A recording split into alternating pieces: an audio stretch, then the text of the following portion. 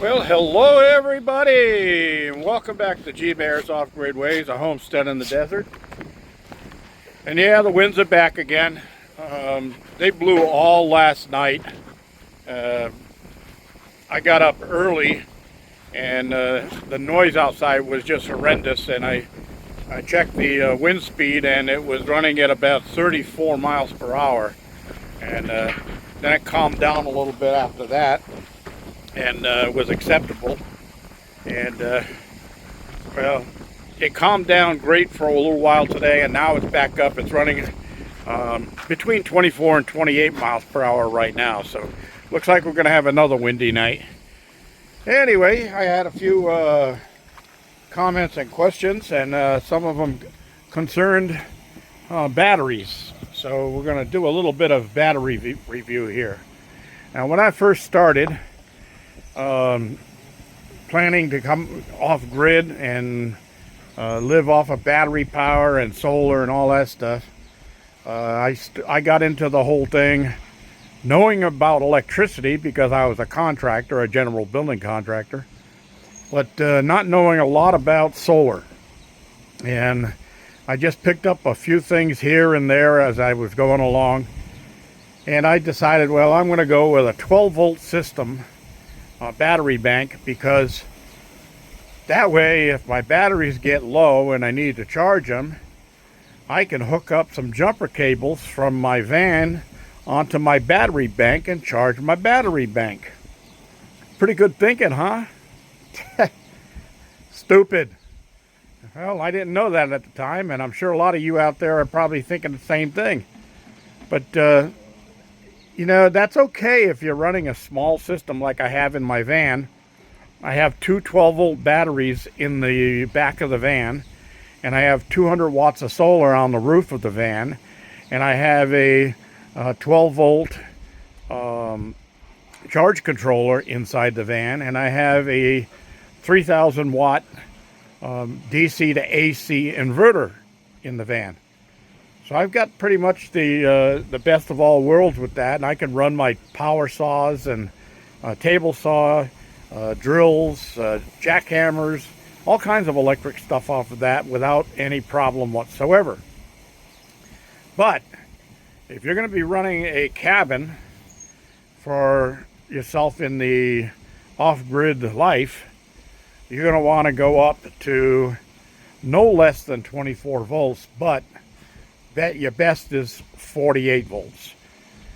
24 volts is good for a mediocre or a medium-sized system, but if you need a big system to run your whole cabin or your house or something like that, 48 volts. And why? Well, because you're going to be using larger solar panels that are putting out 40 volts each, and you can hook those in series and jump that voltage up. Three of them will give you 120 volts, and your inverters will be 48 volts. So it's going to convert 48 volts of battery power up to 120 or 220 volts. So it has a less of a distance to go. Also, you can use smaller wires with higher voltages, and you have to use larger copper wire when you have lower voltages because your amps are higher. Remember I told you about Ohm's law. In Ohm's law, volts times amps equals wattage. So if you figure your wattage of your panels and your volts of your panels, you divide the volts into the wattage, and that'll tell you how many amps you're supposed to have. But that never changes. But if you hook your panels in series, you're going to increase the voltage, but your amps are going to stay the same. So you're still going to end up with the same amount of watts, but you're going to have a higher voltage, which is, with less amps, that's easier because you use smaller wire.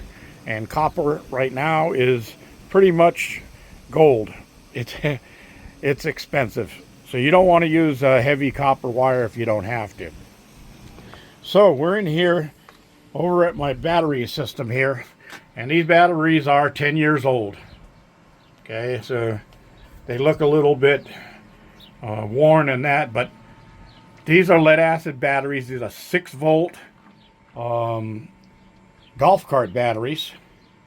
And I have them hooked 2 6-volters together in series to make a 12-volt battery. So that's one 12-volt, that's another 12-volt, that's another 12-volt, and that's another 12-volt. So there's 4 12-volts there, 4 12-volts there, and then another 12-volt down there, and then I got 2 12-volts down here. But these are bigger batteries, so this is a second string of the solar. Without getting into that part, we're going to talk about longevity of the batteries. Okay, now if I had gone with 48 volts, these batteries would have taken a lot less stress running my cabin. Running on 12 volts, I need a lot of batteries in here, and in the summertime when it's really hot, there's heat in here, and whenever you have heat, you have efficiency loss. That doesn't matter if it's in the wire or in the batteries or whatever. Whenever something is hot with electricity, you've got a loss of efficiency. These batteries are not that hot right now because they're not working that hard. There's not that much going on in the cabin. With the wind, I don't even have to run the air conditioners. I just open up a window and I get a cross breeze through the cabin, and it's just fine. But I was asked about whether it's going to make the battery last longer. Okay. 12 to 24 volts to 48 volts. It's not going to make your batteries last any longer unless you are really dragging those things down. Now, you need a lot of batteries to run a cabin. That's why you see so many batteries in here, okay? It takes a lot of batteries to run a cabin. But if I was running 48 volts, I could do it with a lot less batteries than this. Well, not a lot less, but even 1/3 of the number of batteries I have in here would give me more power than I'm getting out of this 12-volt system. Okay? It's not going to make them last longer that way, but what it will do is save your batteries from getting too hot and struggling to keep up. Now remember, I don't care what batteries you're using. It doesn't matter if it's flashlight batteries. When it comes to batteries, the whole group of batteries is only as strong as the weakest battery in the group. So if this battery can only get up to 11 volts at its max because it's got damage to it, then all you've got is 11 volts for the whole battery bank. Even if those others are all brand new 12-volt batteries and they're checking in at 12.6 volts, it doesn't matter. When they all get connected together, that one weak battery is going to draw all the others down to its level. And when they all get down to its level, then they're going to be under stress, and one more is going to go bad. Now you got 2 bad ones. They say that one and that one. Well, now those 2 are going to work together to draw everything else down. So you can charge everything up to full. As soon as the charge stops, when the sun sets, your solar panels are no longer bringing power in. Your batteries are going to drop down to the weakness of those 2 batteries in twice the speed. So remember, you don't want to have a weak battery in your system. Now, let's say, for instance, this was a weak battery. I'd be better off taking 2 batteries out of this whole system than to try to think that one weak battery ain't going to make that much difference. All right? So taking 2 batteries out of the system is going to let my rest of my system go up to 12 volts or 12.6 volts peak and live happily ever after from there. So if you do have a weak battery, you want to remove it from the system as quick as possible. So maintenance on the batteries. Lead acid. These are flooded lead acid. That means they have caps on them, and you have to keep distilled water on hand, and when the water gets down low, you have to refill them all the time. So there is extra maintenance on them. Now they have the sealed lead acid, AGMs. glass mat batteries. Those are better because you don't have to add liquid to them all the time. But they're also a little more expensive. And again, if one of them goes weak, you lose 2 out of the system on a 12-volt system. If it was a 48-volt system where I had 6, 12, 18, 48, all of those tied together in series, being positive to negative, positive to negative, positive to negative, leaving a negative on that end and a positive on this end, then that would be a 48-volt system, and that would give me more power. But if one of the batteries goes bad, all 4 are bad. Okay, so you got to take the whole 4 out of there, or replace the one bad one. Now, you remember that rule. Your batteries are only as good as the weakest one in the system. So let's say that battery went bad on it. Now, these batteries have been in here for a few years. If that one battery goes bad, I can replace it. But if I put a brand new battery in there, the brand new battery overnight is going to be a used battery like the rest of them. These others will draw that brand new battery down to their level. Okay? So that's something you want to remember. Now, if you're running a 12-volt system or a 24-volt system, they have this little thing here called a BLS, and you can find them online. And this is for 12. This one's for 12 volt, but you can get them for 24 volt and 48 volt systems, and they will help you extend the life of your batteries. Trust me, I've had that thing in here for 10 years, and it has helped me keep these batteries up to par. So those things are worth their weight in gold for a system like this. Now, do not ever cross lead acid of any kind. Glass mat, I don't care what it is, service-free batteries. Don't ever cross those in the same battery bank hooked together with wiring to LiFePO4 batteries. Okay? People say, why? I've done it.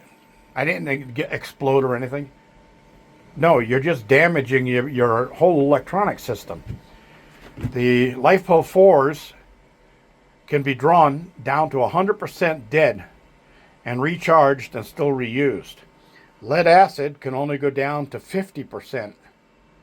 And that means 10.5 volts. You don't want to go below 10.5 volts or you permanently damage and trash your battery. Okay? With LiFePO4, you can bring it right down to 0 and recharge it again and it'll come back up. Now don't do that every day, because that's going to be a problem on your battery. And you're going to hurt that battery and it's going to die sooner than it should. All right? You're going to take one of its cycle lives out of it every time you do that. So that's an important thing to remember. Don't cross your batteries. Don't put different batteries together in the same ute. That's why these 4, which are larger Trojan batteries, these are the L16s, those are a separate string of batteries from the rest of these batteries that are all the same. Just because that one's red doesn't mean anything. It's still all the same. These are all US batteries. US 2200. Yeah, US 2200s. So each one of these is 232 amp hours. But when you hook them in series, so I put 2 of them together in series, the 2 of them become 232 amp hours. Because remember I told you, when you hook in series, you raise the voltage. 6 volt and 6 volt becomes a 12 volt battery, but your amps stay the same. So 232 and 232 remains 232. But the voltage 6 volt and 6 volt adds together, comes 12 volts. All right, I hope that helps you understand that stuff. Now, if you are having a problem with your batteries not charging up fast enough in the daytime, or your battery's running down too quickly at night, and you've got fairly new batteries, your problem is not whether you're 12 volt, 24 volt, 48 volt, or whatever. Your problem is you do not have enough battery power to run all of the stuff you're running. You sized your system wrong. And when you're going to build a cabin or do off-grid stuff, you have to do a thing called sizing. That means you have to go around and check all of the electric stuff that you're going to be plugging in your cabin or your RV or whatever you're going to be living in. And you have to add up all of the wattage that you're going to be using from that. And then you could divide that by the amps or the voltage, and that'll tell you the other part of it. So if you divide by voltage, it'll tell you how many amps you're going to need to provide. Okay, so remember that. So when I figured it, it was 232, 232, 232, 232. Same thing at the bottom here. So 4 times 232, 4 times 232. Okay, and then 1 times 232. So 9 times 232 amp hours. That's my total amps at 12 volts. So now I can multiply those total amps times 12, and that tells me how many watts of stuff I can run inside. But remember, your inverter is going to use some of that power, so give yourself a good 10 to 15% leeway on that, and you'll be okay. How many solar panels do you need? Well, you need enough solar panels so that all of these batteries charge within the first hour of sun in the morning. If you do that, you've got a strong, good system.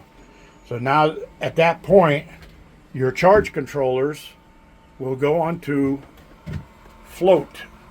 So when it says float, that means that it doesn't need any more power, even though the sun is on my solar panels. It doesn't need it. So it's shutting everything down. So I've only got 7 amps, 6 amps, stuff like that coming in at 103 volts. Okay. So the controller shuts down the power coming in if you don't need it. But your inverter keeps on running. So I'm running stuff inside the cabin like the refrigerator and clocks and things like that. And the clocks on the range and the microwave, all that. That's all running. But my solar panels are producing way more electricity than I need. So my batteries all stay full all day long. And it won't be until sun goes down where I'll start drawing off the batteries. But I have enough battery power at that point so that I can go through the night until tomorrow morning, and then the sun comes out and recharges my batteries quickly. That's another thing about off-grid solar. You want your batteries, when it comes to solar power, you want your batteries to discharge slowly but recharge quickly. Okay, and what that means is you want to have enough battery power so that when you turn stuff on that you're running inside the cabin, it doesn't suck all the power out of your batteries instantly, and then you're going to try to catch up with them with your solar panels. That's not the way it should work. You should have it like I have it in here. The sun's out, solar panels are charging. I don't need any power. Everything I'm running in the cabin is running without a problem. That's where you want to balance your system out. Okay? So you're better off going that way. Again, to continue, you want your batteries, and you're using deep cycle batteries, lead acid sealed or flooded, doesn't matter. You want your batteries to discharge slowly and recharge quickly. So you want to have enough solar power so as soon as the sun hits them in the morning, you've got a lot of incoming power that charges those batteries back up rapidly. That's what deep cycle batteries are designed to do. Your car battery, on the other hand, is not designed that way. Your car battery is designed to put out a jolt of electricity quickly to crank the engine over and start the engine, but then your alternator starts charging it back slowly over a long drive. As you drive 15 minutes to recharge the electricity you used just to start your car. Okay? So that's the difference between a car battery and deep cycle battery for solar. And when you get to LifePo 4, you're much better off than you are with lead acids. Now, when I was first starting out, LifePo 4 was a dream. Right? It was still in testing phase. It wasn't that good. There were a few electric cars out here and there, but they were hybrids because you couldn't rely on them. And then lithium changed everything. And that's what LifePo 4 is all about. Li, lithium. Fe, iron. P is phosphate or phosphorus. And O is oxygen. Okay? So that's where we're at now. And now there's new batteries coming out. They've got the sodium phosphate batteries and all that stuff that are coming out. But LifePo 4 is right now the best for solar. So remember that, LifePo 4, 48 volt system, and you're okay. You're going to be using less money because you use smaller copper for the whole thing. And I got to get the dog from dragging the bowl away. So this is G Bear signing off.